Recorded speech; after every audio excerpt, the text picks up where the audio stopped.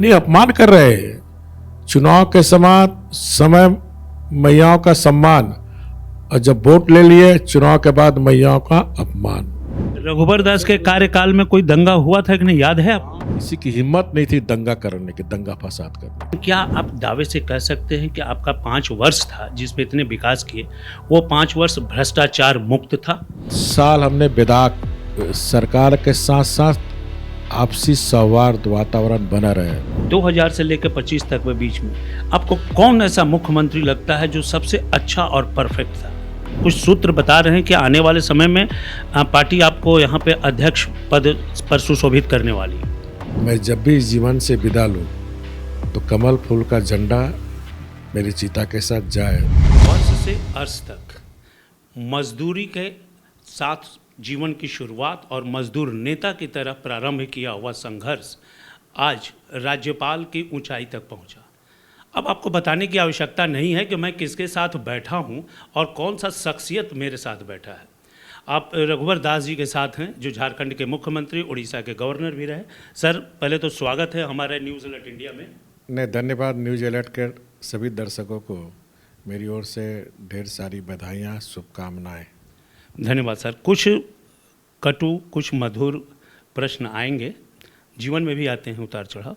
तो पहला प्रश्न यह है कि जो आपके नहीं रहते हुए, जो झारखंड की राजनीति में एक्टिव नहीं थे, उस वक्त चुनाव हुआ और कई दिग्गज, आसाम के मुख्यमंत्री, फिर शिवराज सिंह चौहान जी आए, उन्होंने काम किया, लेकिन फिर भी वो रिजल्ट जो आना चाहिए था, जिसकी उम्मीद थी पार्टी को, वो नहीं आई। उसके पीछे की वजह क्या होती है? नहीं, कभी कभी राजनीति में ये बात होती है कि जो हम आशा रखते हैं, जो अपेक्षाएं रखते हैं, तो जो हमारी पार्टी की सोच के अनुसार वो सफलता प्राप्त नहीं हुई इस विधानसभा चुनाव में, तो कहीं ना कहीं हमारे अंदर कमजोरी होगी। और झारखंड प्रदेश भारतीय जनता पार्टी हार के बाद उसकी समीक्षा भी की है। तो निश्चित रूप से आने वाले विधानसभा चुनाव हो चाहे लोकसभा चुनाव हो, अतीत से सबक सीखते हुए हम भविष्य की ओर देखें।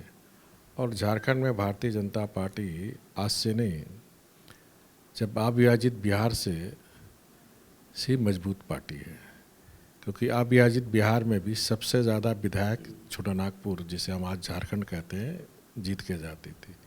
पार्लियामेंट में भी सीट अधिक से अधिक सीट छोटानागपुर झारखंड जाते। तो भारतीय जनता पार्टी झारखंड में मजबूत है। जिस तरह आपने कहा कि जीवन में उतार चढ़ाव होता है, उसी तरह चुनाव में हार जीत होती है। लोकतंत्र की यही खूबसूरती है। सर, आपने बहुत अच्छी बात कही कि झारखंड का जो छोटा नागपुर क्षेत्र था, जो एकीकृत बिहार था, मैक्सिमम सीटें यहाँ से आती थी। और पहली बार जब यह राज्य बना तो सरप्लस बजट लेकर भी बना, आपको याद होगा। और आदिवासियों के नाम पर यह राज्य बना, आदिवासी मुख्यमंत्री बनाए गए। और पिछले चुनाव में आदिवासी प्रदेश अध्यक्ष भी रहे, उन्होंने बाद में चुनाव लड़े। तो आदिवासी के SC ST 28 सीटों में से भाजपा 27 सीटें लूज कर गई। इसकी वजह क्या आदिवासी नाराज हैं भाजपा से, या आदिवासियों के ऊपर हम लोग काम नहीं कर पा रहे हैं? आप नहीं, देखिए, सबसे पहले तो जो झारखंड राज्य बना वो किसी समाज के एक वर्ग के आधार पर नहीं बना है। झारखंड बना जो विकास का जो क्षेत्रीय असंतुलन था,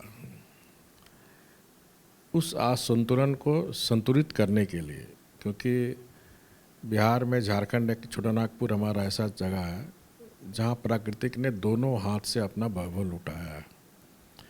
हमारे पास पहाड़ है, नदी है, खनिज भरपूर संपदा है, लेकिन उस हिसाब से जो छोटानागपुर का, जिसे हम आज झारखंड कहते हैं, उस हिसाब से विकास नहीं हुई थी।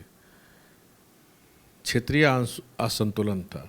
तो उसको ध्यान में रखकर ही झारखंड का निर्माण श्रद्धेय अटल बिहारी वाजपेयी जी ने की। तो विकास, क्षेत्रीय असंतुलन खत्म हो, विकास समाज के सभी वर्गों तक पहुँचे, इसलिए झारखंड आंदोलनकारियों ने भी आंदोलन किया और उसी के परिणाम स्वरूप जब सरदार अटल बिहारी वाजपेयी जी देश के प्रधानमंत्री बने, उन्होंने न सिर्फ झारखंड, एक साथ 3 प्रदेश, उत्तराखंड, छत्तीसगढ़ और झारखंड प्रदेश दिया। सर लेकिन एक बात आप जो कह रहे हैं उस चीज़ को तो सॉरी, लेकिन 25 वर्षों में सबसे ज़्यादा भाजपा का शासन रहा है यहाँ पे, तो आपको नहीं लगता है कि भाजपा को जितना विकास करना चाहिए था उसमें एक टेन्योर आपका भी था, आपने कोशिश भी करी थी इन्वेस्टर्स को जुटाने की, तो वो ग्रोथ भाजपा दे नहीं पाई? नहीं, ऐसी बात नहीं है। देखिए, राज गठन होने के बाद 14 साल तक राजनीतिक अस्थिरता थी, और राजनीतिक अस्थिरता के कारण, मजबूत सरकार नहीं होने के कारण, जो झारखंड के लोगों की आशाएं थी, अपेक्षाएं थी, वो पूर्ण नहीं हो पाई। ऐसा नहीं कि 14 साल में काम नहीं हुआ, जो भी मुख्यमंत्री बने अपने अपने स्तर से प्रयास जरूर किया झारखंड का सर्वांगीण विकास हो। किसी भी राज्य के विकास के लिए सबसे पहले जरूरी है राजनीतिक स्थिरता, और वो 2014 में आदरणीय प्रधानमंत्री मोदी जी के नेतृत्व में डबल इंजन की सरकार, स्थिर सरकार बनाने का जनादेश झारखंड की जनता ने दी। पहली बार ऐसा हुआ था कि 5 साल सरकार चली थी, इसलिए चली कि स्थिर सरकार थी, मजबूत सरकार थी।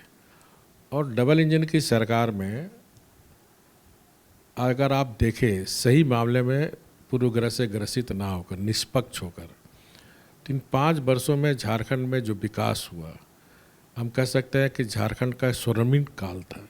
इसलिए मैंने कह रहा हूँ कि मैं मुख्यमंत्री था। इन 5 वर्ष में आप विकास को देखें, जो हमारा विधानसभा 14 साल से भाड़े में चल रहा था। विधानसभा हो गया, उच्च न्यायालय हो गया, कई बड़े बड़े कार्य हुए। ठीक है। 2014 में ऑन रिकॉर्ड में है, टोटल सड़क बनी थी 14 साल में 22,263 किलोमीटर। 5 साल में हमने 22,832 किलोमीटर सड़क बनाया। इतनी तेजी से आधारभूत संरचना। इसी तरह पूरे झारखंड में 68 लाख गांव हैं, जिसमें 14 साल देश की आज़ादी के इतने वर्ष बाद मात्र झारखंड में 38 लाख गांव में बिजली थी। इस 5 साल में 30 लाख घर में, चाहे वो घर पहाड़ में भी हो, पहाड़िया का, वहाँ तक बिजली पहुँचाने का काम किया। एक चीज़ तो है सर, आपके काल में उसके पहले तो कई लोग भूखमरी से भी मरते थे, आपके समय से एक चीज़ शुरू हुई कि कोई भूखमरी से नहीं मरा। लेकिन क्या आप दावे से कह सकते हैं कि आपका 5 वर्ष था जिसमें इतने विकास किए, वो 5 वर्ष भ्रष्टाचार मुक्त था? निश्चित रूप से एक बेदाग सरकार थी। अब 14 साल में अगर आप देखिए तो बीजेपी के शासनकाल, चाहे आदरणीय बाबूलाल जी के शासनकाल हो, अर्जुन मुंडा के शासनकाल में कोई मुख्यमंत्री, मंत्री, ब्यूरोक्रेट जेल नहीं गया। लेकिन जैसे ही कांग्रेस, आरजेडी, जेएमएम की सरकार बननी थी, चाहे आदरणीय मधु कोड़ा मुख्यमंत्रित्व काल में हो, जिसको समर्थन कांग्रेस, जेएमएम, आरजेडी में, वो बताने की ज़रूरत नहीं है। फिर माननीय हेमंत सोरेन जी के नेतृत्व में भी सरकार बनी, कौन कौन जेल गए, कौन कौन ब्यूरोक्रेट जेल गए, वो भी बताने की ज़रूरत नहीं है। वो तो स्वयं भी गए जेल, और उनका दुख है कि बीजेपी मुझे भिजवाई। ठीक है। अब वो राजनीति में आरोप प्रत्यारोप लग रहे, लेकिन जेल गए, 5 महीने जेल गए थे ना भाई आप। न्यायालय ने भेजा था उनको, न्यायालय ने भेजा था। लेकिन 5 साल आप देखिए, एक बेदाग सरकार, कोई दाग नहीं। कुछ लोग दाग लगाने की कोशिश किए लेकिन विफल रहे। देखिए, राजनीति में आलोचना होती रहती है, राजनीति बहुत ही जोखिम काम है। लेकिन सर आपने बड़ी गंभीरता से बहुत चीज़ों को रखा। अब जो स्थिति वर्तमान में भारतीय जनता पार्टी की झारखंड में है, क्या संगठन को या पार्टी के ऊपर जो आला कमान होने लगा कि अब यहाँ पे संभालने के लिए इसका लगाम रघुवर दास के हाथों में दिया जाए ताकि इसका संचालन ठीक से हो सके? जो भी कुछ सूत्र बता रहे हैं कि आने वाले समय में पार्टी आपको यहाँ पे अध्यक्ष पद पर सुशोभित करने वाली है। देखिए, जो आपने शुरुआत जो की एक मजदूर से, तो मैंने एक सपने में नहीं सोचा था कि मैं कभी एमएलए बनूंगा। तो भारतीय जनता पार्टी ने एक मजदूर को एमएलए से लेकर क्योंकि मैं तो मजदूरी करता था। तो मजदूरी करते करते पार्टी के एक निष्ठावान कार्यकर्ता के साथ काम करते करते मैंने मुख्यमंत्री बना और संवैधानिक पद, महामहिम का पद भी पार्टी ने मुझे दिया। तो पार्टी ने मुझे बहुत सम्मान दिया। अब मेरी कोई राजनीति में महत्वाकांक्षा नहीं है। मेरा एक ही मिशन अब जिंदगी का कि भारतीय जनता पार्टी मजबूत रहे और जनता की सेवा में करता रहूं। आप अंतिम दिनों तक भारतीय जनता पार्टी के साथ ही रहेंगे, अंतिम सांस तक यानी? मैं शुरू में ही कह चुका हूं, जब महामहिम पद से रिजाइन दे के आया, कि अब मैं जब भी जीवन से विदा लूँ तो कमल फूल का झंडा मेरी चिता के साथ जाए तब तक। और इतने वर्ष की 40 वर्ष की राजनीति में जीवन में मेरे भी उतार चढ़ाव है, राजनीतिक उतार चढ़ाव है। मैं पार्टी के साथ हमेशा बंधा रहा। आपने अपने इंटरव्यू से लोगों को काफ़ी भावनात्मक कर दिया। आपके आंख में भी मुझे दिख रहा, आंसू दिख रहा है पार्टी के प्रति। लेकिन अब ये बताइए कि जो वर्तमान सरकार जो पिछले 5 वर्ष चली, ये फिर लोगों ने इसे मैंडेट दे करके वापस लाया। तो ये पिछला 5 वर्ष और वर्तमान ये सरकार के ऊपर क्या कहना चाहेंगे कि क्या प्रदेश आपके अनुकूल चल रहा है, इसके लिए न्याय हो रहा है लोगों के साथ? नहीं, देखिए, पार्ट 1 हेमंत सोरेन की गठबंधन की सरकार और अभी पार्ट 2 हेमंत सोरेन की सरकार चल रही है। पार्ट 1 में भी जो 5 साल की सरकार थी, उसमें भी उस सरकार से जनता खुश नहीं थे। लेकिन चुनाव में जिस तरह लोगों को भरगलाकर, सपने दिखाकर, कौन सा सपना, ये तो स्पष्ट करते जाइए। सपना, नारे, वादे, जैसे उन्होंने एक वादा किया कि हमारी सरकार बनाइए, 18 वर्ष से 50 वर्ष की राज्य भर की सभी महिलाओं को मैं 2500 रुपया डीबीटी के माध्यम से सीधे उसके अकाउंट में हर महीने पहुंचेगा। और बहुत सारे वादे किए। लेकिन इन 4 महीने के शासनकाल को, पार्ट 2 के शासनकाल को हम देखें तो अभी सरकार के प्रति कोई कमेंट करना जल्दीबाजी होगी। और मैं पूर्व में कहा हूँ कि जनादेश उन्हें जनता ने दिया है, सरकार को काम करने का मौका मिलना चाहिए। और चुनाव के समय जिस वादे के साथ जनता ने जनादेश दिया, उस जनादेश को भी सरकार को पूरा करना चाहिए। लेकिन 4 महीने की अगर हम तो विवेचना करें तो जो खबरें आ रही है, जिस तरह मैया बेटियों का सम्मान के लिए मैया योजना, मैया का सम्मान के नारे के साथ उसने जनादेश लिया था। लेकिन चुनाव के बाद अब जो खबरें आ रही है, काट छाट कर रहे हैं, क्योंकि उस समय कोई शर्त नहीं था। उस समय था 18 से 50 साल की सभी महिलाओं को 2500 रुपये दी जाएगी। अब चुनाव जीतने के बाद पहले मैया का सम्मान, चुनाव के बाद ये सरकार महिला बेटियों का अपमान करने का काम कर रही है। मैं इसलिए कह रहा हूँ क्योंकि अब काट छाट शर्त लगा रहे हैं।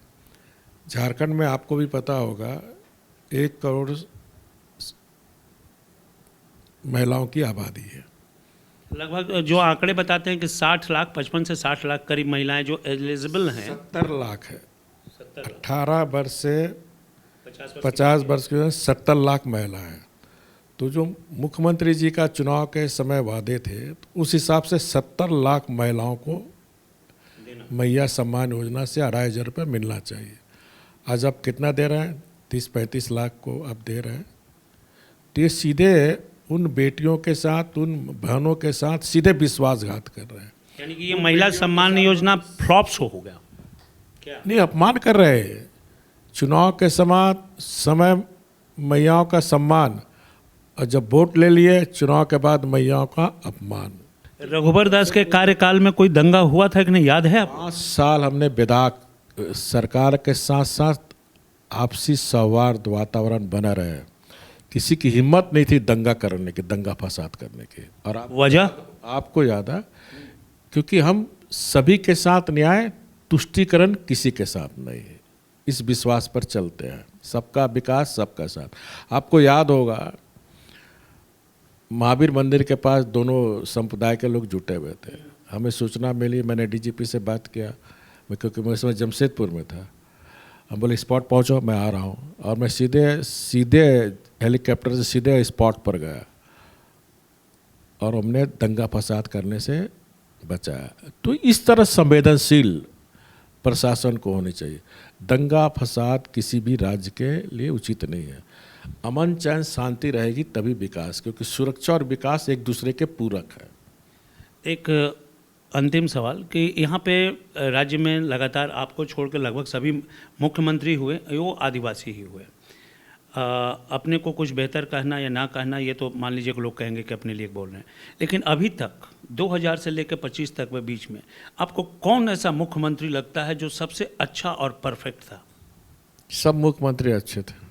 हेमंत भी अच्छे, सब अच्छे हैं। मधु कोड़ा भी अच्छे, सब अच्छे हैं। देखिए कोई भी सरकार, शिबू सोरेन भी अच्छे, शिबू सोरेन बहुत बढ़िया। गुरु जी से आशीर्वाद लेने आप गए थे, मुझे याद है। नहीं, गुरु जी का मैं बहुत इज्जत करता हूँ, क्योंकि सही मामले में उसने संघर्ष किया है गरीब के लिए। ये बात तो जायज़ है, सारे लोग जानते हैं, लेकिन आप सबको अच्छा बोल रहे हैं, तो फिर उनके कार्यकाल को बुरा कैसे बोल सकते? नहीं, मैं बुरा भी किसी को नहीं बोल रहा हूँ। या अच्छा बोलना मजबूरी है रघुवर दास जी की? कोई मजबूरी नहीं रघुवर दास को। मैं मजबूरी नहीं है रघुवर दास की। सुनिए, पहले कोई भी सरकार अच्छी होती है, अच्छी योजनाएं बनती है, लेकिन कार्यान्वयन नहीं होती है। कागजी योजनाएं बन के धरी रहती है। अब इसी सरकार में देखिए लंबी लंबी बातें हो रही है, योजनाएं घोषणा हो रही है, जमीन पे जाइए कितना क्रियान्वयन हो रहा। मुख्यमंत्री जी बोलते हैं भ्रष्टाचार बर्दाश्त नहीं, तो बोली से भ्रष्टाचार बर्दाश्त नहीं, खत्म नहीं होगा। व्यवहार में आना चाहिए, आचरण में आना चाहिए। आज क्या हो रहा ब्लॉक में? जाति प्रमाण पत्र बिना पैसे का, कोई गरीब का जाति प्रमाण पत्र नहीं बन रहा, आय प्रमाण पत्र नहीं बन रहा, जमीन का म्यूटेशन बनाने जा रहा बिना पैसे का। अब जाओ जमीन में, क्या स्थिति है सरकार की। मैं अभी 2 दिन पहले घूम के आया तो लोग भी शिकायत कर रहे थे, सर कितना ब्लॉक में भ्रष्टाचार है, क्या स्थिति। यहाँ कुछ टेंडर निकल रहा है, 11 हो जा रहा, तो मंत्री बोल रहा है 25% लाओ, और अधिकारी कुछ अलग परसेंट मांग रहे हैं। क्या हो रहा है राज्य में? ये स्थिति है राज्य की। अराजकता बोल सकते इसको आप? निश्चित रूप से अराजकता है पूरी तरह से। हाँ, कोई ऐसा दिन नहीं, कल ही रांची में मर्डर हुआ, कोई ऐसा दिन नहीं। रांची राजधानी जहाँ मुख्यमंत्री, मुख्य सचिव, डीजीपी, सारे अधिकारी, सारे अखबार के दफ्तर, यहाँ दिन दिहाड़े कोई ऐसा दिन नहीं हत्या हो रही है। प्रतिदिन 5 हमारी बेटियों, महिलाओं की बलात्कार हो रही है, सामूहिक बलात्कार हो रही है। एक अंतिम सवाल जो अंत करेंगे, जो कई लोगों ने कहा कि प्रधानमंत्री परिवारवाद के विरुद्ध चलते हैं, लेकिन एक तरफ आपके घर के भी लोग आए, मुंडा जी के भी घर के लोग आए, और लोगों के घर के बाल बच्चे बहू बेटियाँ आ रहे हैं। पॉलिटिक्स में कोई नाराज़गी नहीं किसी की, लेकिन सबसे अहम बात कि हम दूसरे को फिर परिवारवाद की बात क्यों कहते हैं जब हम खुद इस पे हैं? परिवारवाद की परिभाषा क्या है? परिवारवाद उसी को कहा जाता है जो संस्थागत संगठन पर परिवार से लेकर चला आ रहा है, परिवार का ही कब्जा हो। बीजेपी पर रघुवर दास का कब्जा नहीं है। बीजेपी रघुवर दास का राष्ट्रीय अध्यक्ष नहीं है। बीजेपी का प्रदेश अध्यक्ष रघुवर दास नहीं है। बीजेपी का प्रदेश अध्यक्ष अर्जुन मुंडा नहीं है। यानी कि जो क्षेत्रीय दल हैं, नहीं क्षेत्रीय नहीं, राष्ट्रीय दल का बात कर रहा हूँ मैं। परिवारवाद उसको बोला जाता है जो संगठन पे कब्जा। जैसे झारखंड मुक्ति मोर्चा अध्यक्ष कौन? आदरणीय शिबू सोरेन जी। कार्यकारी अध्यक्ष कौन? आदरणीय हेमंत सोरेन जी। महासचिव कौन? आदरणीय बसंत सोरेन जी। आइए आप, मुख्यमंत्री कौन? अब आइए ममता जी का, टीएमसी का कौन है? वो उनका भतीजा भतीजा है। मायावती का भी उनका भतीजा, लालू जी का उनका बेटा, तो ये मैं समझ गया। देखिए, इसको बोलते हैं परिवारवाद। बहुत लंबे अरसे के बाद बहुत दिल खोल करके रघुवर दास जी ने बेबाकी के साथ और बेखौफ और बेधड़क अंदाज में अपनी तमाम बातों को रखा, और उनके दृष्टिकोण में यहाँ कोई भी मुख्यमंत्री बुरा नहीं था, मगर राज्य का हाल बुरा तो हो ही गया और बुरा निरंतर होते जा रहा है। अब पुनः संगठन में वापस आएगा, बीजेपी वापस आएगी और एक चांस उसे फिर मिलता है तो इस राज्य का दीन दशा दृष्टि बदलने की संभावना हो सकती है। भुजंग भूषण अपने कैमरामैन राकेश के साथ, न्यूज़ अलर्ट इंडिया।